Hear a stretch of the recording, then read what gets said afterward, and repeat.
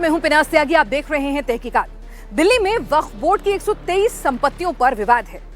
वक्फ board इन पर अपना दावा जता रहा है, लेकिन अगर LNDO यानी लैंड एंड डेवलपमेंट ऑफिस की माने तो इनमें से 123 में से 61 पर वक्फ का कब्जा है और वहीं 62 संपत्तियां ऐसी हैं जिस पर DDA अपना दावा जता रहा है। इसमें निजामुद्दीन की मशहूर मदीना मस्जिद की 9 एकड़ की जमीन पर वक्फ अपना दावा ठोक रहा है और इसकी कीमत खरबों रुपए में है। ऐसे ही खुसरो पार्क की 13 एकड़ की जमीन जो ओबरॉय होटल के ठीक सामने है, जिसकी कीमत भी अरबों रुपए में आंकी जाती है, उस पर भी वक्फ का दावा है। तिकोना कब्रिस्तान, सुनहरी मस्जिद, जप्तागंज की शाही मस्जिद और संसद के पास की जामा मस्जिद, कुल मिलाकर 123 प्रॉपर्टीज ऐसी हैं जिस पर वक्फ अपना दावा जता रही है। इन तमाम जगहों पर इस वक्त मकान, दुकानें, बड़ी बड़ी बिल्डिंग बन चुकी हैं, एनक्रोचमेंट हो चुका है। LDO यानी लैंड डेवलपमेंट ऑफिस और DDA दावा करता है कि इन 123 प्रॉपर्टी पर मालिकाना हक उसका है, जिसके लिए बाकायदा उनके पास कागजात भी मौजूद हैं। मालिकाना हक को लेकर मामला भी कोर्ट में है, लेकिन सवाल ये है कि इन तमाम जगहों पर एनक्रोचमेंट कैसे हुआ, बिल्डिंग, दुकानें, घर यहां पर कैसे बने और इनसे होने वाली कमाई किसके खाते में गई और किसकी मर्जी से गई। सरकार के दावे के पीछे तर्क क्या है, सबूत क्या है, किसका दावा पक्का है, किसका दावा सच्चा है। आज तहकीकात में दिल्ली वक्फ बोर्ड के दावे वाली इन 123 प्रॉपर्टीज की हम पड़ताल करेंगे। ग्राउंड जीरो पर जाकर एक एक सबूत खंगालेंगे और आपके सामने रखेंगे, तो आप खुद देखिएगा कि दावे में किसके कितना दम। क्या संसद भवन वक्फ की प्रॉपर्टी पर बना है? 16 साल में रहा हूँ, हर तरफ एक ही आवाज था कि पार्लियामेंट भी खुद, और आप लोग रिसर्च करेंगे मिलेगा, वक्फ की प्रॉपर्टी का लिस्ट आज पूरी दुनिया में आ चुका है। उसमें पार्लियामेंट है, वो खुद भी पूरा का पूरा इलाका, वसंत विहार का पूरा इलाका, एयरपोर्ट तक, यहाँ तक के बहुत से लोग कहते हैं कि एयरपोर्ट भी यही वक्फ की प्रॉपर्टी के ऊपर बनाएगा। जो क्या दिल्ली एयरपोर्ट भी वक्फ की संपत्ति है? और बहुत से औकाफ वो हैं कि गवर्नमेंट ने उनके ऊपर कब्जा कर रखा है। मैं उनकी आपको रसीदें दे सकता हूँ, मैं उनके नाम बता सकता हूँ कौन कौन। एक एक वक्फ के ऊपर पूरा पूरा हवाई अड्डा बना हुआ है। नई दिल्ली की जामा मस्जिद पर वक्फ का दावा कितना सही है? ये मस्जिद काउंसिल हाउस कहलाती थी, बाद में मस्जिद पार्लियामेंट हाउस के नाम से जानी गई और अब नया जो पार्लियामेंट बना है वो बिल्कुल सामने है, वो भी करीब है।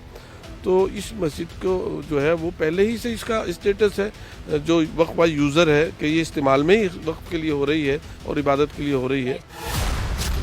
क्या दिल्ली की सुनहरी बाग मस्जिद DDA की प्रॉपर्टी है? कोई भी मस्जिद यहाँ जो बनी हुई है, कोई भी मस्जिद जो है वो 200, 300, 400 साल पुरानी से ज़्यादा तो हो सकती है, क्योंकि जो गाँव थे, मुस्लिम गाँव थे, उनकी मसाजिद हैं ये। क्या धौलाकुआं की शाही मस्जिद मदरसा वक्फ का नहीं है? दिल्ली की जप्तागंज मस्जिद पर अधिकार को लेकर सवाल क्यों है? क्या दिल्ली वक्फ प्रॉपर्टी के विवाद के पीछे मुस्लिम वोट की सियासत है? विश्वासघात मैं बहुत जिम्मेवारी के साथ बोल रहा हूं। कांग्रेस ने तुष्टीकरण के लिए कानून बनाए, सुप्रीम कोर्ट के आदेश तक की परवाह नहीं की। इसका एक उदाहरण वक्फ बोर्ड है। दिल्ली के लोग तो चौंक जाएंगे। हालात ये थी कि 2014 में इन लोगों ने सरकार से जाते जाते दिल्ली के आसपास की अनेक संपत्तियां वक्फ बोर्ड को सौंप दी थी। संविधान में वक्फ कानून का कोई स्थान ही नहीं है।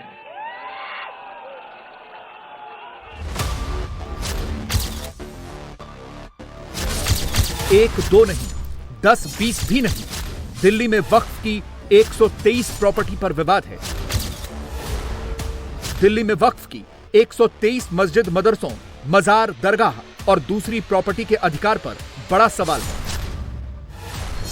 LNDO यानी लैंड एंड डेवलपमेंट ऑफिस का आरोप है 61 प्रॉपर्टी पर वक्फ का कब्जा है। DDA यानी दिल्ली डेवलपमेंट अथॉरिटी का दावा है 62 प्रॉपर्टी पर वक्फ का कब्जा है।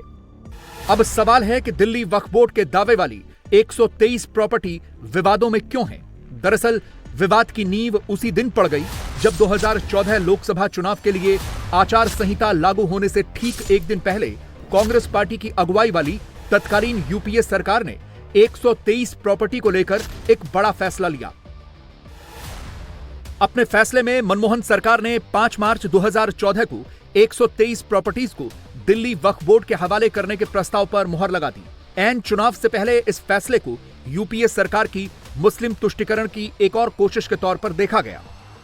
ये जो 123 प्रॉपर्टीज की बात प्राइम मिनिस्टर कर रहे हैं कि जाते जाते हमने ये दे दिया, कमीन दे दिया, ये गलत आरोप है कि एक प्रोसेस 15 साल से 18 साल से चल रहा था।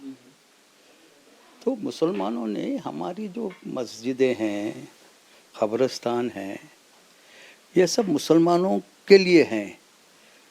आप उसको इस्तेमाल भी नहीं कर सकते।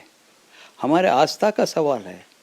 आप कोई भी मस्जिद कोई भी मस्जिद को मंदिर बोल के पूरे हिंदुस्तान में ले सकते हैं। तो मुसलमान अपनी मस्जिद को मस्जिद बोलने के लिए क्या क्या गलती है? तो कमिटी सब सेक्रेटरीज, होम सेक्रेटरीज, इन सब बैठ के 400-500 ऐसे प्रॉपर्टीज थे। उसके बाद वो कमिटी ऑफ सेक्रेटरीज ने डिसीजन लिया कि हम 123 प्रॉपर्टीज जो कब्रिस्तान हैं, जो हम मस्जिदें हैं, वो हम इस्तेमाल भी नहीं कर सकते, हमारे लिए ज़रूरत भी नहीं है। तो क्यों नहीं वो मुसलमानों को वक्फ को दे दिया जाए, इंडिविजुअल को नहीं, वक्फ को दे दिया। वक्फ भी एक गवर्नमेंट इदारा है। लेकिन मामला तब उल्टा पड़ गया जब 2014 में भारी बहुमत के साथ नरेंद्र मोदी की सरकार दिल्ली के सिंहासन पर बैठ गई और यूपीए को सत्ता गंवानी पड़ी। नरेंद्र मोदी की सरकार आई, उसने मनमोहन सरकार के फैसले को पलट दिया और फैसला किया कि दिल्ली वक्फ बोर्ड को सौंपी गई 123 प्रॉपर्टीज को फिर से सरकार अपने कब्जे में लेगी। इसी फैसले से दिल्ली वक्फ बोर्ड की 123 प्रॉपर्टी के अधिकार पर दावे की लड़ाई शुरू हो गई। फरवरी 2015 में मोदी सरकार की तरफ से फैसला लिया गया कि वो इस मामले की जांच कराएगी कि मनमोहन सरकार के आखिर में कैसे सरकारी संपत्तियों को दिल्ली वक्फ बोर्ड में ट्रांसफर कर दिया गया या फिर उनको गिफ्ट दे दिया गया। ये जांच का निर्णय उस वक्त आया जब विश्व हिंदू परिषद कोर्ट गया और इस बात को कहा कि जो बेशकीमती सरकारी संपत्तियां 123 थी, उनको दिल्ली वक्फ बोर्ड को गिफ्ट कर दिया गया है। इस मामले में विश्व हिंदू परिषद की तरफ से तर्क आया कि भूमि अधिग्रहण अधिनियम की धारा 48 के तहत इन संपत्तियों को ना तो रिलीज किया जा सकता है, ना ही रखा जा सकता है। इस मामले में उस वक्त के शहरी विकास मंत्री वेंकैया नायडू की तरफ से भी सलमान खुर्शीद के खिलाफ शिकायत दर्ज कराने की बात कही गई थी। वेंकैया नायडू की तरफ से कहा गया था कि वोट बैंक की सियासत के लिए इन संपत्तियों को दिल्ली वक्फ बोर्ड को गिफ्ट दे दिया गया है। 123 प्रॉपर्टी दिल्ली वक्फ बोर्ड के हवाले करने वाली जो लिस्ट मनमोहन सरकार ने लिखी, अब 10 साल बाद उसी प्लॉट की नई स्क्रिप्ट नरेंद्र मोदी सरकार ने लिख दी है। ये मसला मजहब से ज्यादा कितना सियासी है, प्रधानमंत्री नरेंद्र मोदी के उस बयान से समझ लीजिए जो उन्होंने इसी दिल्ली में बीजेपी दफ्तर से महाराष्ट्र चुनाव की जीत के बाद दिया है। कांग्रेस ने तुष्टीकरण के लिए वक्फ बोर्ड जैसी व्यवस्था पैदा कर दी। ये इसलिए किया गया ताकि कांग्रेस के परिवार का वोट बैंक बढ़ सके। सच्ची पंथ निरपेक्षता को कांग्रेस ने एक तरह से मृत्यु दंड देने की कोशिश की है। इशारा मिल गया है कि 2025 जनवरी-फरवरी में जब दिल्ली विधानसभा चुनाव होंगे तो बीजेपी के लिए दिल्ली वक्फ बोर्ड के दावे वाली 123 प्रॉपर्टी कितना बड़ा मुद्दा होंगी। लोगों को आप लोगों में एक ये लाए कि बहुत से हजारों लाखों प्रॉपर्टीज ले रहे हैं, वक्फ बोर्ड ले रहे हैं, हमारे प्रॉपर्टीज चले जा रहे हैं, इस तरह का एक भय क्रिएट कर रहे हैं। कुछ नहीं है। I can challenge. आप प्राइम मिनिस्टर कर रहे हैं, हम क्या कर सकते हैं? मगर अगर आप तुष्टीकरण की कार्य तो कोर्ट को जाइए ना। पब्लिक में डिसइंफॉर्मेशन दे के लोगों को आप क्या कर रहे हैं? लोगों में दुश्मनी बना रहे हैं। कानून का रास्ता है। अगर आप समझते हैं कि अनकॉन्स्टिट्यूशनल है तो करो अनकॉन्स्टिट्यूशनल, उनको भी एक मौका दो। आप माइट इज राइट बोल के आप जो भी करते हैं वो सही है, तो डेमोक्रेसी में रहा क्या? यह मुद्दा इसलिए भी है क्योंकि मुस्लिम वोट की सियासत करने वाली पार्टियों को नरेंद्र मोदी ने अभी करारी शिकस्त दी है और मोदी सरकार की जांच में दिल्ली वक्फ बोर्ड 123 प्रॉपर्टी के अधिकार को अब तक साबित नहीं कर पाया है। ऐसा क्यों हुआ? हमने इन सभी 123 प्रॉपर्टी की तहकीकात की, जानने की कोशिश की। दिल्ली वक्फ बोर्ड के दावे वाली 123 प्रॉपर्टी का सच क्या है? दिल्ली वक्फ बोर्ड का तर्क क्या है? केंद्र सरकार का पक्ष क्या है? दिल्ली में वक्फ बोर्ड के पास मस्जिद, मदरसे और जमीन के दस्तावेज क्या क्या हैं? केंद्र सरकार के विभाग LNDO और DDA के पास कौन से सबूत हैं? हम उन सभी 123 प्रॉपर्टी पर पहुंचे जिन पर विवाद है, लेकिन उससे पहले हमें पता चला कि मोदी सरकार की जांच में दिल्ली वक्फ बोर्ड 123 प्रॉपर्टी के अधिकार से संबंधित ठोस प्रमाण नहीं दे पाया। दरअसल मनमोहन सरकार के इस फैसले के बाद मोदी सरकार ने फैसला पलटते हुए 2016 में दिल्ली उच्च न्यायिक सेवा से रिटायर्ड अधिकारी JR आर्यन की एक जांच समिति बनाई और 6 महीने के भीतर रिपोर्ट सौंपने को कहा। समिति ने रिपोर्ट तो पेश की, लेकिन मालिकाना हक को लेकर कई बातों में अस्पष्टता थी, जिसके बाद केंद्र सरकार ने अगस्त 2018 में केंद्र ने 2 सदस्यीय समिति का गठन किया, जिसमें दिल्ली वक्फ बोर्ड से सभी 123 प्रॉपर्टी को लेकर आपत्तियां मंगाई गई, लेकिन दिल्ली वक्फ बोर्ड अपना पक्ष नहीं रख पाया। समिति ने रिपोर्ट में कहा कि दिल्ली वक्फ बोर्ड को कई बार मौका दिया गया, बावजूद इसके वक्फ बोर्ड ने 123 प्रॉपर्टी पर पक्ष नहीं रखा, जिसके बाद फाइनल रिपोर्ट में कहा गया कि सभी 123 संपत्तियों से संबंधित मामलों से दिल्ली वक्फ बोर्ड को मुक्त कर दिया गया है। पैनल की रिपोर्ट को आधार मानते हुए फरवरी 2023 में आवास और शहरी मंत्रालय ने सभी 123 संपत्तियों के बाहर नोटिस चिपका दिए, जिसमें लिखा गया था कि अब ये संपत्तियां दिल्ली वक्फ बोर्ड की नहीं हैं। इन सभी प्रॉपर्टीज में, जिसमें नई दिल्ली की जामा मस्जिद से लेकर शाही मस्जिद, सुनहरी मस्जिद और कनॉट प्लेस निजामुद्दीन जनपद की कई बेशकीमती प्रॉपर्टी के अलावा मजार दरगाह की जमीनें हैं, जिस पर दिल्ली वक्फ बोर्ड ने अपना दावा किया हुआ है। 2014 के चुनाव के नोटिफिकेशन से पहले मनमोहन सरकार का 123 प्रॉपर्टी को दिल्ली वक्फ बोर्ड को दे देना ही बताता है कि दिल्ली की सियासत में वक्फ और उसके साथ जुड़े वोट बैंक की कितनी ताकत है। दिल्ली की 70 में से 31 विधानसभा ऐसी हैं जहां मुस्लिम वोट असर डालता है। ऐसे में वक्फ के दावे वाली 123 प्रॉपर्टी के सरकार के टेकओवर के फैसले से ही मुस्लिम वोट की सियासत करने वाली पार्टियां बेचैन हो गईं। इसी से समझ लीजिए पिछले 3 बार से यहां आम आदमी पार्टी की सरकार है। चौथी बार आने के लिए उसे मुस्लिम वोट की सबसे ज्यादा दरकार है। इसीलिए जब वक्फ की 123 प्रॉपर्टी के अस्तित्व पर सवाल उठा तो आम आदमी पार्टी सबसे पहले दिल्ली वक्फ बोर्ड के आगे खड़ी हो गई। अमानतुल्लाह खान तत्कालीन दिल्ली के वक्फ बोर्ड के अध्यक्ष थे। जब लगा कि वक्फ के हाथ से प्रॉपर्टी चली जाएगी, तुरंत हाईकोर्ट पहुंच गए। जोर जोर से बोलने लगे कि किसी कीमत पर वक्फ की प्रॉपर्टी पर कब्जा नहीं होने देंगे। तो वक्फ बोर्ड के जो उस वक्त वकील थे, वक्फ बोर्ड को जो सलाह दे रहे थे, जो भी चेयरमैन साहब को सलाह दे रहे थे, वो शायद पूरी तरह से वक्फ के मामलों के जानकार नहीं थे। ये जो भी कुछ बात है, उन्होंने 2 मेंबर कमेटी के सामने पेश नहीं हुए, ये कह के कि साहब 1 मेंबर कमेटी ने ऑलरेडी हमारे फेवर में रिपोर्ट दे दी, हम क्यों पेश हो उनके सामने, और क्या इसका अस्तित्व है। उन्होंने उसका अस्तित्व ही नहीं माना। तो वो अपने आप में गलत बात थी उनकी। खैर, जब बाद में उनको चेयरमैन साहब को हम लोगों ने कहा कि भैया आपको पेश होना चाहिए था, ऐसा नहीं कर सकते आप, तो फिर दिल्ली हाईकोर्ट में एक रिट भी लगाई गई। 2 मेंबर कमेटी है, अपनी रिपोर्ट दीजिए।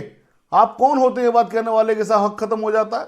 और पेश ना होने पर हो सकता है वो आपने इन्फ्लुएंस किया हो पेश ना होने के लिए, हो सकता है आप पार्टी को डील हुई हो ना पेश ना होने के लिए। तो कोई पॉलिटिकल पार्टी आप पार्टी का मुसलमानों का रिप्रेजेंटेशन करती थी, या जो वक्फ बोर्ड था, वक्फ बोर्ड मुसलमानों का रिप्रेजेंटेशन करता था? क्या वक्फ बोर्ड मुसलमानों के द्वारा चुना गया था? ये तो गवर्नमेंट अपॉइंटेड था ना। तो एक गवर्नमेंट दूसरी गवर्नमेंट को सपोर्ट कर ले, उसमें मुसलमानों का हक मारा जाए, ये कौन सी बात हुई भाई? जब उनको नोटिस आया, जब उनको समन आया, हाई कोर्ट के आदेश के अंतर्गत वो समिति बनी थी, तो क्यों नहीं गए? क्या कोई अपराधी ये कह सकता है कि कत्ल का मुकदमा चला, मेरे पे कत्ल का दोष था, पर मैं तो गया नहीं, मैंने वकील किया नहीं, इसलिए मैं इस फैसले से बंधा हुआ नहीं हूं? पर एक बहुत बड़ी बेईमानी और भी हुई। ये मूव फेल हो गया था।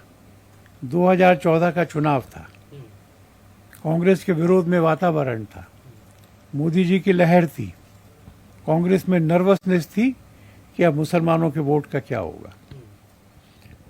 जिस दिन लोकसभा के चुनावों की अधिघोषणा शाम को होनी थी, उस दिन सवेरे सरकार ने आदेश निकाला कि हम अपना अधिग्रहण कैंसिल करके ये सब संपत्तियां मुसलमानों को वापस करते हैं। सवाल यह भी उठा कि जांच समिति ने जब बुलाया तब दिल्ली वक्फ बोर्ड दस्तावेज क्यों नहीं पेश कर पाया, जबकि केंद्र सरकार का दावा है कि वक्फ बोर्ड के पास साबित करने का कोई ठोस दस्तावेज है ही नहीं। केंद्र सरकार ने कोर्ट में बताया ये सभी 123 संपत्तियां 1911 और 1914 के बीच भारत संघ ने अधिग्रहित की थी, मुआवजा दिया गया, कब्जा लिया गया और म्यूटेशन किया गया। इतिहास ये था, इन सब प्रॉपर्टीज 123 की 123 प्रॉपर्टीज का 1910 से लेकर के 1914 तक भारत की नई राजधानी के लिए अधिग्रहण कर लिया गया था। अंग्रेजों के काल में मुआवजा दे दिया गया था। ये संपत्तियां सरकार की हो गई थी। जब वक्फ ने नोटिफिकेशन निकाला तो उस समय की सरकार ने हर प्रॉपर्टी के बारे में एक अलग नोटिस वक्फ को भेजा और कहा कि तुमने ये नोटिफिकेशन निकाला है, ये तो गलत है, ये प्रॉपर्टी वक्फ की नहीं है, ये सरकार की है। और उसके बाद सरकार ने, और वो सरकार कांग्रेस की थी, हमारी नहीं थी। एक ये आजादी के बाद आप बता रहे हैं 1984 के पहले के सालों में, हाँ ये 1980 और 84 के बीच का बता रहा हूँ।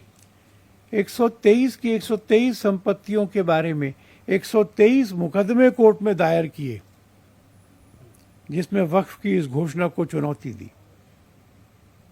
वो मुकदमे गवाही की स्टेज तक पहुंच गए। इस बीच में ये समझौता हो गया। फिलहाल मामला हाईकोर्ट में है। सबसे बड़ी बात है कि वक्फ को लेकर जेपीसी की रिपोर्ट आनी है। संसद के इसी सत्र में बदले हुए वक्फ संशोधन बिल के आने की बात हो रही है। उधर नरेंद्र मोदी भी दिल्ली वक्फ प्रॉपर्टी विवाद पर इशारों में मैसेज दे चुके हैं। लिहाजा मजहब और सियासत दोनों के लिए दिल्ली वक्फ बोर्ड के दावे वाली 123 प्रॉपर्टी पर तहकीकात जरूरी है और उन सवालों के जवाब भी जरूरी हैं। मसलन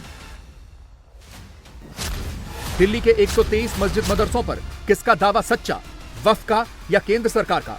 क्या मुस्लिम वोट के लिए मनमोहन सरकार ने दिल्ली वक्फ बोर्ड को 123 प्रॉपर्टी दे दी थी? क्या दिल्ली के विधानसभा चुनाव में दिल्ली वक्फ बोर्ड के दावे वाली 123 प्रॉपर्टी मुद्दा बनेंगी? विवादों में खड़ी और सवालों में पड़ी दिल्ली वक्फ बोर्ड के दावे वाली 123 मस्जिद, मजार, दरगाह जमीन की हमने तहकीकात की। किसका दावा सच्चा, किसके सबूत सबसे पुख्ता, वो सामने लाने की कोशिश की। दिल्ली में वक्फ बोर्ड के दावे वाली सभी 123 प्रॉपर्टी की एक एक लोकेशन की तहकीकात जो आपको हैरान कर देगी। दिल्ली की 123 प्रॉपर्टीज क्या वक्फ बोर्ड की नहीं है? मनमोहन सरकार ने प्रॉपर्टीज क्यों वक्फ बोर्ड को गिफ्ट में दे दी? क्या मुस्लिम वोट बैंक पाने के लिए ये प्रॉपर्टीज यूं ही दे दी गई? तो क्या इसीलिए वक्फ बिल में संशोधन को लेकर कांग्रेस के नेतृत्व वाला इंडी अलायंस विरोध में है? तो क्या वक्फ बोर्ड के नाम पर प्रॉपर्टी कब्जाने के खेल को एक्सपोज करने वाला पहला प्रयोग दिल्ली के अंदर होने जा रहा है? साल 2025 की शुरुआत में ही दिल्ली में चुनाव है। प्रधानमंत्री पहले ही वक्फ के साथ हुए सियासी खेल की ओर इशारा कर चुके हैं। 123 प्रॉपर्टी में किसका दावा कितना सही है, किसके पास कौन से कागजात हैं, इसमें कितनी सियासत है, इसी की पड़ताल करने के लिए तहकीकात की टीम का पहला हॉटस्पॉट थी मदीना मस्जिद, जिसको लेकर केंद्र के अपने दावे हैं और वक्फ बोर्ड के अपने। वक्फ के दावे वाली 130 प्रॉपर्टीज की तहकीकात करते हुए हमें निजामुद्दीन इलाके की करीब 10 प्रॉपर्टीज के बारे में जानकारी मिली, जिस पर दिल्ली वक्फ बोर्ड ने बड़ा दावा कर रखा है, जबकि लैंड एंड डेवलपमेंट ऑफिस का अपना ही दावा है। इन्हीं 10 संपत्तियों में से एक है निजामुद्दीन की मदीना मस्जिद। दिल्ली के सबसे मशहूर इलाके निजामुद्दीन में मदीना मस्जिद की गिनती पुरानी मस्जिदों में होती है। भारत सरकार के राजपत्र में केंद्र सरकार ने जिन 130 प्रॉपर्टीज पर अपना दावा किया है, मदीना मस्जिद भी उसी लिस्ट में हमें मिली। मदीना मस्जिद पर दिल्ली वक्फ बोर्ड के दावे की तस्दीक करने हम मदीना मस्जिद पहुंचे। जब हम मदीना मस्जिद के गेट पर पहुंचे, उसी वक्त हमारी नजर गेट पर लगे एक नोटिस पर पड़ी। जब हमने उस नोटिस को पढ़ा तो पता चला कि एलएनजीओ के मालिकाना हक वाले उस नोटिस पर कोर्ट से मिले स्टे की कॉपी चिपकाई गई है। जब हमने ऑर्डर की कॉपी के कंटेंट को बारीकी से पढ़ा तो पता चला कि ये सिर्फ 1 एकड़ जमीन पर ही कोर्ट का स्टे है, जिसमें मदीना मस्जिद है, उसका मदरसा है और कब्रिस्तान है। जबकि दिल्ली वक्फ बोर्ड मदीना मस्जिद के 9 एकड़ के इलाके पर अपना दावा करता है। फिर सवाल उठता है कि कोर्ट की तरफ से 1 एकड़ पर ही स्टे क्यों मिला है? बाकी 8 एकड़ जमीन की हकीकत क्या है? क्या दिल्ली वक्फ बोर्ड कोर्ट में अपना दावा साबित नहीं कर सका? इसका जवाब हमें मदीना मस्जिद के केयरटेकर तुफैल ने दिया, जो बेहद चौंकाने वाला था और साथ ही दिल्ली वक्फ बोर्ड के मालिकाना हक के दावे की पोल खोलने वाला भी था। 123 में 10 प्रॉपर्टी है निजामुद्दीन इलाके में। अच्छा। उसमें से एक ये खसरा है, खसरा 484। ये आपकी जो मदीना मस्जिद है और जामिया अरबिया निजामिया वेलफेयर, वो तो मैनेज करती है इसलिए जामिया अरबिया, और एक्चुअली में मदीना मस्जिद है। मदीना मस्जिद हाँ 123 में। और एक ये गोल चक्कर वाली मस्जिद है यहाँ पे, वो खसरा 485 है, 485, समझे। एक है यहाँ पे चिल्ला हजरत निजामुद्दीन औलिया का, हुमायूं टूम के पीछे। वो मज़ार है। हाँ वो है, 123 की बात कह रहा हूँ मैं। और एक प्रॉपर्टी है बस्ती निजामुद्दीन के अंदर, और 3 प्रॉपर्टी है काकानगर के अंदर, और 2 प्रॉपर्टी है, एक है खसरा 556 खसरा, और एक है 607, वो 3 खसरा निजामुद्दीन में बस्ती के अंदर। ज़्यादातर जो उन पर क्या मस्जिदें हैं, मज़ारें हैं, क्या है जो निजामुद्दीन में? ज़्यादातर इंक्रोचमेंट है। हाँ। किसका? आम लोगों का। अच्छा, जो घर बना लिए गए। हाँ, जैसे निजामुद्दीन में, मैं एक निजामुद्दीन की बात कह रहा हूँ, निजामुद्दीन बस्ती में 3 खसरा है, 607, 554, 556। उसमें करीब 3 या 4 मस्जिदें होगी, बाकी सब बिल्डिंग बनी हुई है। वो ज़मीनें भी मतलब आसपास की है? आसपास की, हाँ। और बड़ी बड़ी जगह है, जैसे 19 बीघा, 14 बीघा, 4 बीघा, इस तरह से है। निजामुद्दीन इलाके की करीब 10 प्रॉपर्टीज जो 123 प्रॉपर्टीज की लिस्ट में है। दिल्ली वक्फ बोर्ड इन प्रॉपर्टीज पर अपना दावा करता है। हमें पता चला कि इन प्रॉपर्टीज पर ज्यादातर एरिया इंक्रोचमेंट है, जहां बड़ी बड़ी बिल्डिंग खड़ी हो चुकी हैं। कीमत करोड़ों में है। इस तहकीकात के बाद सबसे बड़ा सवाल यही पैदा हुआ कि इन जमीनों की कमाई का हिस्सा किसके पास गया, वो भी तब जब इसका मालिकाना हक ही क्लियर नहीं हुआ। कोर्ट के अंदर पावर बहुत है, लेकिन जो भी चेयरमैन बनता है वो अपने हिसाब से चलाता है। वो उस आदमी को मजबूत नहीं करता कि जो काम कर रहे हैं उनके पास तो जो भी गया और उसने कुछ दिया, उसने काम करा लिया, चलो ठीक है भाई। यही सारा मसला है, यही सारा खेल चल रहा है। इसी वजह से आज की तारीख में सारी की सारी प्रॉपर्टी इनके हाथों से जा रही है। हाँ, जो कुछ लोग जो बैठे हुए हैं मस्जिद लेके, दरगाह लेके, वही रह जाए तो रह जाए, और ना कोई रोक नहीं सकता। भाई सरकार के सामने वक्फ बोर्ड कहीं भी टिकती नहीं है, पेपर ही नहीं है इनके पास। कोर्ट सबसे पहले ये कहता है कि भैया आपको ये वक्फ किया किसने, ये बाई यूज़र कौन है, वो दिया किसने आपको, वो पेपर इनके ऑफिस से गायब है। मोदी सरकार वक्फ बिल क्यों ला रही है? वजह यही है, वक्फ बोर्ड दावा तो करता है लेकिन साबित नहीं कर पाता। जिस इलाके पर वक्फ बोर्ड का दावा है वहां पर बड़ी बड़ी बिल्डिंग बन गई, जमकर पैसों का खेल हुआ।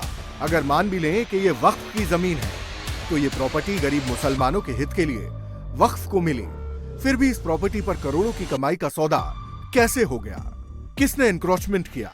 किसकी इजाजत से एनक्रोचमेंट हुआ? यही वो सवाल हैं जिनका जवाब ही मोदी सरकार वक्फ बिल में संशोधन के जरिए निकालना चाहती है। बिल आ जाता है, अमेंडमेंट, इस पर संशोधन हो जाता है, तो दिल्ली में जो 123 खास तौर पर प्रॉपर्टी है, ये सेंट्रल दिल्ली की है, बड़ी बेशकीमती है। तो इनकी मस्जिद, दरगाह या खानकाह या कब्रिस्तान के अलावा जो ज़मीनें हैं वो सरकार एक्वायर कर सकती है? बिल्कुल करेगी, बिल्कुल करेगी। 90% तो कर चुके हैं वो, 90% प्रॉपर्टी तो वो कर चुके हैं, और काफ़ी सारी जगह अलॉटमेंट भी कर दिए। और 123 की बात नहीं है, कम से कम दिल्ली में कई हजार प्रॉपर्टी है जिस पे गवर्नमेंट की नज़र है, जो इंक्रोचमेंट है। वो इंक्रोचमेंट भी है, बिल्कुल इंक्रोचमेंट है, ज़्यादातर इंक्रोचमेंट है। दिल्ली वक्फ बोर्ड के दावे वाली 123 प्रॉपर्टीज की तहकीकात में एक बात तो साफ हो गई है, दिल्ली वक्फ बोर्ड ने अपने हिसाब से अपने फायदे के लिए इन प्रॉपर्टीज का इस्तेमाल किया या फिर करती रही। सियासत, सरकारें और सिस्टम भी अपने अपने फायदे के लिए इस बड़े खेल का हिस्सा बनते रहे।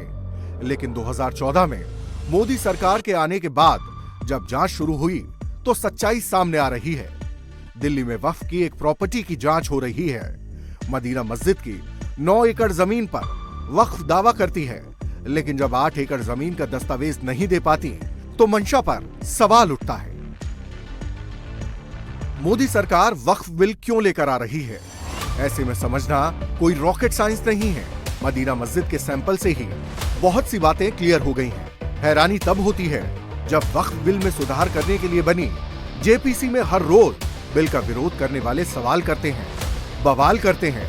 दूसरा, मौलाना ब्रिगेड रैलियां कर सरकार विरोधी नैरेटिव सेट करते हैं और भड़काते हैं।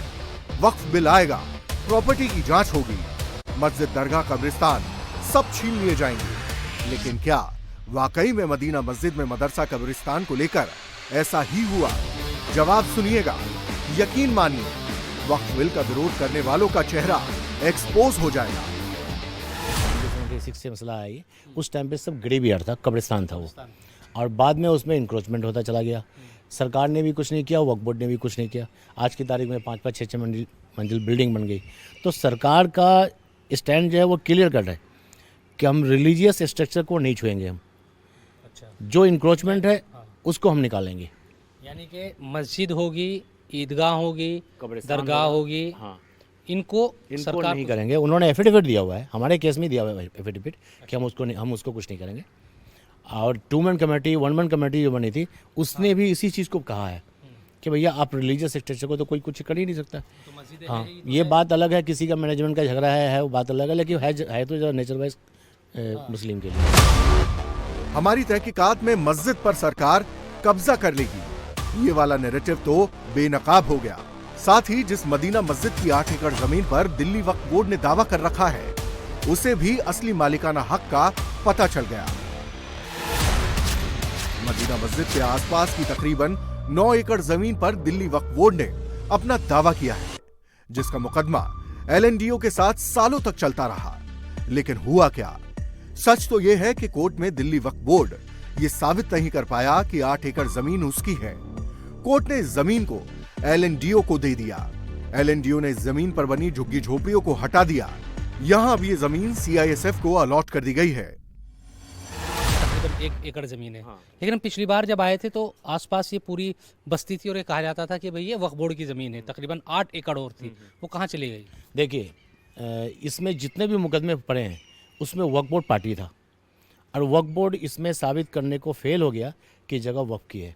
इसीलिए सरकार ने, कोर्ट ने ऑर्डर दिया यूनियन ऑफ इंडिया LNDO को कि भैया खाली कराओ इसको। LNDO ने कब्जा, LNDO ने खाली करा के कब्जा ले लिया। गृह मंत्रालय ने ले लिया। अब वो LNDO ने उसको अलॉटमेंट कर दिया। पहले ITBP को किया था, अब कर दिया CISF को। ये उसका खेल है। नाकाम रहा है, पूरी तरह नाकाम रहा, पूरी तरह नाकाम रहा।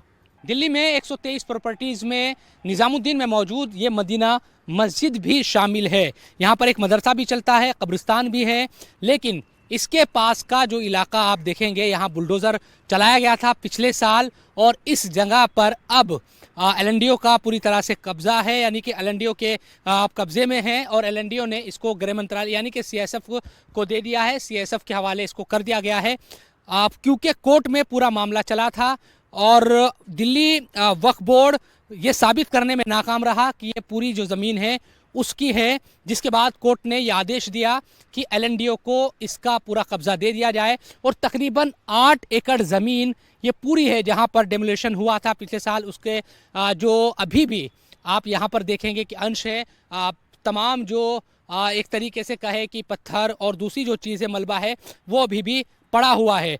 कोर्ट की तरफ से साफ कहा गया कि मस्जिद, कब्रिस्तान या फिर खानका, ये तमाम जो चीज़ें हैं इसकी जो शक्ल है उसको हम नहीं बदलेंगे, यानी कि अगर वो कोई चीज़ बनी हुई है तो वो उस पर एक तरीके से वक्फ बोर्ड या फिर जो केयरटेकर है उसका वहाँ पर कब्जा रहेगा। तो मदीना मस्जिद यहाँ पर मौजूद है 1 एकड़ ज़मीन पर, और इसमें कब्रिस्तान भी है, इसके अलावा एक मदरसा भी चलता है। लेकिन बाकी की जो 8 एकड़ ज़मीन थी 123 प्रॉपर्टी में ये भी आती थी, अब कोर्ट के आदेश के बाद LNDO का कब्जा यहाँ पर है। दिल्ली वक्फ बोर्ड के दावे वाली 123 प्रॉपर्टीज के पहले सैंपल ने ही दिल्ली वक्फ बोर्ड की मंशा पर सवाल खड़े कर दिए। निजामुद्दीन इलाके की एक और प्रॉपर्टी, जिस पर दिल्ली वक्फ बोर्ड ने खुसरो पार्क पर भी अपने मालिकाना हक का दावा किया है। जब हम यहाँ पहुंचे तो जंगल के बीच 2 मस्जिदें, कुछ कब्रें और दरगाहें दिखाई दिए। हमारी तहकीकात में पता चला कि खुसरो पार्क की करीब 13 एकड़ प्रॉपर्टी पर दिल्ली वक्फ बोर्ड दावा करता है, जबकि डीडीए का दावा है कि ये पूरा पार्क का इलाका सरकार की प्रॉपर्टी है। खुसरो पार्क की ये पूरी जमीन एक 5 सितारा होटल के सामने है, कीमत अरबों में है। दिल्ली में दिल्ली वक्फ बोर्ड और दूसरी एजेंसियों के दरमियान जो विवाद है उनमें से एक है निजामुद्दीन का खुसरो पार्क। दिल्ली वक्फ बोर्ड कहता है कि ज़मीन उसकी है क्योंकि यहाँ पर मज़ार है, दरगाह है और मस्जिद भी है, इसलिए उसका यहाँ पर कब्जा होना चाहिए। हालांकि डीडीए कहता है कि ज़मीन उसकी है और उसने यहाँ पर गार्ड भी रखे हुए हैं ताकि इस पर किसी का कब्जा ना हो। विवाद लगातार चल रहा है और मामला कोर्ट में है। कुल मिलाकर कहा जा सकता है कि लगातार वक्फ बोर्ड और दूसरी एजेंसियों के जो मामले हैं वो कोर्ट में चल रहे हैं और यहाँ अगर इस पूरे पार्क की बात करते हैं तो हजारों करोड़ रुपए की जो संपत्ति है, क्योंकि एक 5 सितारा होटल इसके बिल्कुल करीब मौजूद है और दिल्ली की सबसे जो मेन जगह है उनमें से ये पार्क भी एक है। हालांकि डीडीए और दिल्ली वक्फ बोर्ड की मालिकाना हक की लड़ाई कोर्ट में है। 123 विवादित प्रॉपर्टी में नाम आने का मतलब सीधा सीधा तो यही है कि दिल्ली वक्फ बोर्ड इस पर भी अपना मालिकाना हक साबित नहीं कर पाया है। सरकार कई बार यहाँ के इंक्रोचमेंट पर बुलडोजर चला चुकी है। बावजूद इसके दिल्ली वक्फ बोर्ड यहाँ का मालिकाना हक छोड़ने को तैयार नहीं है। भारत की सरकार या दूसरी सरकार है जिस प्रॉपर्टी पर हाथ रख देती है वक्फ भी वो छीन लेते हैं। प्रचारित किया गया था कि साहब वक्फ की प्रॉपर्टियां या वक्फ बोर्ड जिस प्रॉपर्टी पर हाथ रख देता है वो प्रॉपर्टी वक्फ भी हो जाती है। उल्टा उसके ये होता है कि वक्फ की तमाम प्रॉपर्टियों को ये लोग छीनते हैं, अपने लिए छीनते हैं, दूसरे अपने जो इनके चाटुकार है उनके लिए छीनते हैं। अब 123 प्रॉपर्टी में जब बर्नी कमेटी की रिपोर्ट आ गई वक्फ प्रॉपर्टियां हैं तो उसके बावजूद भी भारत की सरकार ने 2014 तक भी वक्फ बोर्ड को ट्रांसफर नहीं करी। 2014 में फिर इलेक्शन से बिल्कुल जस्ट पहले वो नोटिफिकेशन आता है। बेसिकली उस नोटिफिकेशन का मतलब ही था कि हमने इस पे एक इशू क्रिएट करना है। अब इशू क्रिएट करना है तो इशू क्रिएट हुआ, सांप्रदायिक लोगों ने इस बात को लपक लिया। वो ऑनरेबल कोर्ट में चले गए कि साहब ये जी इनको वक्फ बोर्ड को क्यों दे रही प्रॉपर्टियां। भाई वक्फ बोर्ड की प्रॉपर्टियां थी, बार बार कमेटियां कहती हैं कि वक्फ बोर्ड की प्रॉपर्टियां हैं, तमाम तस्दीकात हैं, तमाम रेवेन्यू रिकॉर्ड्स हैं, सारी चीज़ें हैं। अब मेरी प्रॉपर्टी मुझे ही दे दोगे, कितनी मजाक की बात है। तो बहरहाल गवर्नमेंट ने मजाक किया, कांग्रेस गवर्नमेंट ने, इन लोगों ने लपक लिया इसको। जैसे जैसे हमारी तहकीकात आगे बढ़ रही थी 123 प्रॉपर्टी के विवाद पर नई नई जानकारियां पता चल रही थी। इसी दौरान दिल्ली वक्फ बोर्ड की एक और प्रॉपर्टी के बारे में हमें पता चला। यह प्रॉपर्टी उन 123 प्रॉपर्टी में नहीं है, लेकिन हक को लेकर सरकार और वक्फ बोर्ड के बीच विवादित रह चुकी है। खुसरो पार्क के बगल में ही वक्फ बोर्ड ने लाल मस्जिद की कई एकड़ जमीन पर अपना दावा ठोका था, लेकिन मामला कोर्ट में गया तो वक्फ बोर्ड इसे साबित नहीं कर सका। सीआरपीएफ ने इस इलाके पर अपना दावा किया, जमीन उसको मिल गई है। सीआरपीएफ यहां अपनी बिल्डिंग बना रहा है, लेकिन जानने वाले बता रहे हैं कि लाल मस्जिद के स्ट्रक्चर को कुछ नहीं हुआ, जैसा था वैसा ही छोड़ दिया गया। यह नमाज आज भी वैसी ही होती है। कुछ साल पहले तक दिल्ली की इस लाल मस्जिद का विवाद जमकर तूल पकड़ रहा था। कई बार इस तरह के मामले भी हुए जब सीआरपीएफ और दिल्ली वक्फ बोर्ड के अधिकारी आमने सामने हुए। हालांकि मामला कोर्ट में गया क्योंकि लड़ाई इस लाल मस्जिद के पास की कई एकड़ ज़मीन को लेकर थी।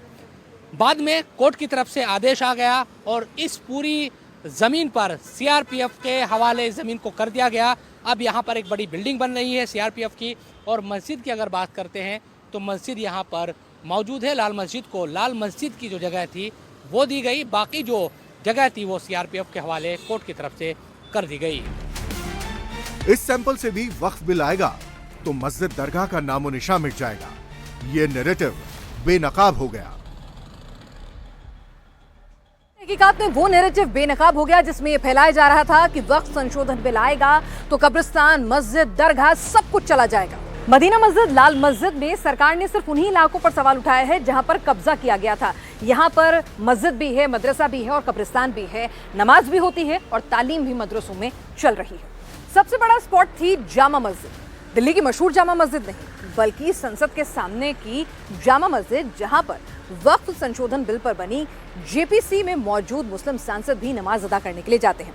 अब सवाल ये कि ये 123 विवादित प्रॉपर्टी की लिस्ट में कैसे शामिल हो गई और वक्फ बोर्ड इस पर मालिकाना हक साबित क्यों नहीं कर पाया।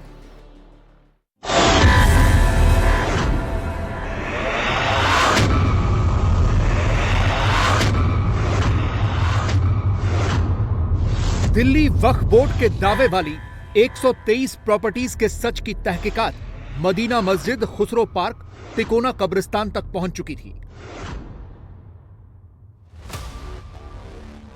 हमने वक्फ के नुमाइंदों से बात की और वक्फ के दावे का विरोध करने वाले विश्व हिंदू परिषद के नेताओं से भी बात की। सबके अपने अपने तर्क और दावे थे, लेकिन असली मालिकाना हक पर सवाल ज्यों का त्यों था। दिल्ली वक्फ का नई संसद के पास की जामा मस्जिद पर भी दावा है, लेकिन सरकार का भी इस पर अपना क्लेम है। लिहाजा हम संसद भवन के पास की जामा मस्जिद पहुंचे। वक्फ के दावे का ये वो स्पॉट था जहां वक्फ बिल के लिए बनी जेपीसी के कई मुस्लिम मेंबर भी नमाज पढ़ते थे। अगर यहां पर भी वक्फ के दावे पर विवाद है तो सवाल और भी बड़ा हो जाता है। नई दिल्ली की जामा मस्जिद के इमाम, जो रामपुर के सांसद भी हैं, मुहिबुल्लाह नदवी, उनसे जामा मस्जिद के मालिकाना हक पर सवाल किया गया। पूछा कि जामा मस्जिद अगर वक्फ की है तो फिर सरकार के दावे वाली 123 प्रॉपर्टी में क्यों है। रायसीना गांव की मस्जिद है, बलापुर में रकाबगंज गांव था, वो रकाबगंज की मस्जिद कहलाती है। इंडिया गेट पे जो मस्जिद है वो ज़ाब्ता खान थे, ज़ाब्तागंज उनके नाम से था, नजीबुद्दौला के भाई थे, उनके नाम से वो मस्जिद है। मस्जिद ज़ाब्तागंज जो इंडिया गेट सर्किल पर है, नजीबुद्दौला जो नजीबाबाद के नवाब थे, उनके भाई की यहाँ है फैमिली और उनका छोटा सा गांव था और वो उनकी हवेली की ये मस्जिद है, गांव की और हवेली की मस्जिद है।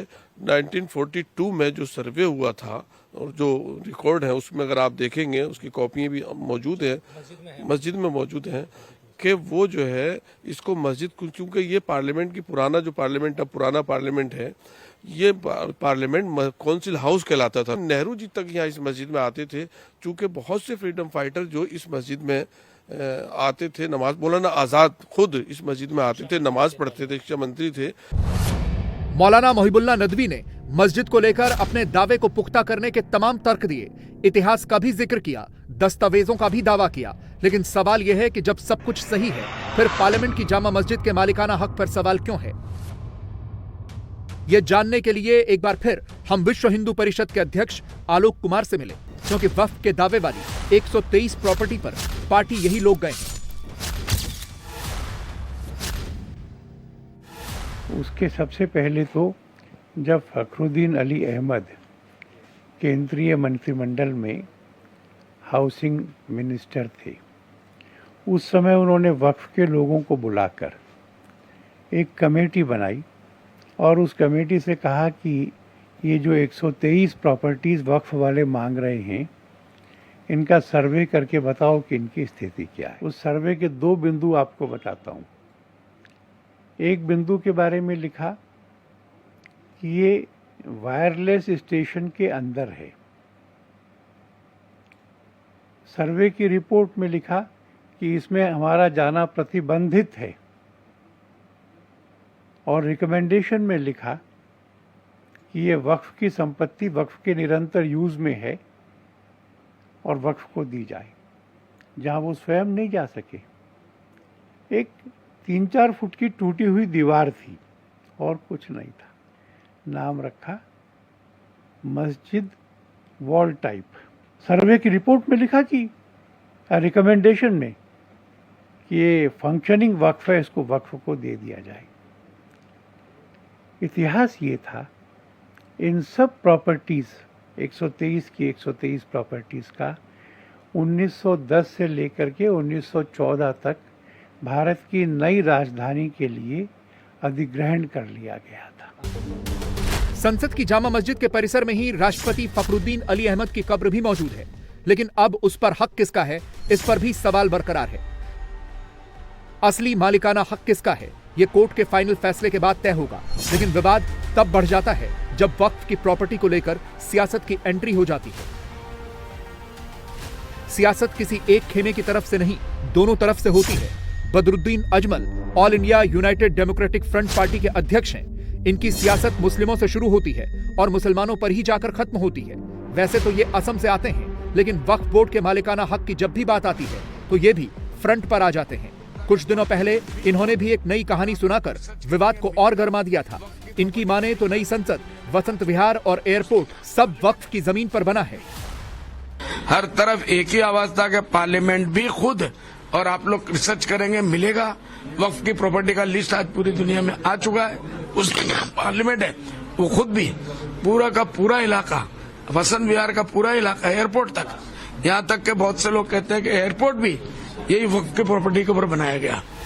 पिछले दिनों AIUDF चीफ बदरुद्दीन अजमल ने एक बयान दिया था जिसमें कहा था कि एयरपोर्ट और देश की संसद दिल्ली वक्फ बोर्ड की जमीन पर बनी है। हालांकि इंडिया टीवी की तहकीकात बताती है कि दिल्ली वक्फ बोर्ड के पास ना तो इस तरह का कोई डॉक्यूमेंट्स मौजूद है, ना ही उन्होंने इस तरह का कभी दावा किया है। हालांकि बदरुद्दीन अजमल के बयान के बाद राजनीतिक हंगामा जरूर मचा था। समझने की बात यह है कि जिस पर दिल्ली वक्फ बोर्ड दावा करता है उनकी वकालत करने वाले भी जोर जोर से बोलते हैं, लेकिन 123 प्रॉपर्टी के दस्तावेज पेश नहीं कर पाते हैं। जांच समिति के सामने कोई जाता तक नहीं, लेकिन पूरा इकोसिस्टम इनके सपोर्ट में जरूर खड़ा हो जाता है। अच्छा तो यह होता कि सियासी बयानबाजियां करने के बजाय, संसद में वक्फ संशोधन बिल का विरोध करने के बजाय, मासूम मुसलमानों को भड़काने के बजाय मालिकाना हक के सबूत पेश करते। लेकिन हो क्या रहा है, पूरी मौलाना ब्रिगेड और उनकी सियासत करने वाले वक्फ की चिंगारी को आग बनाने में जुटे हैं। जबकि हमारी तहकीकात में बहुत से प्रमाण ऐसे मिले जिस वक्फ के सिद्धांत की ये आड़ लेते हैं। वक्फ के मौजूदा कई विवाद असली सिद्धांत में ही फिट नहीं बैठते। वक्फ अरबी शब्द वक्फा से निकला है।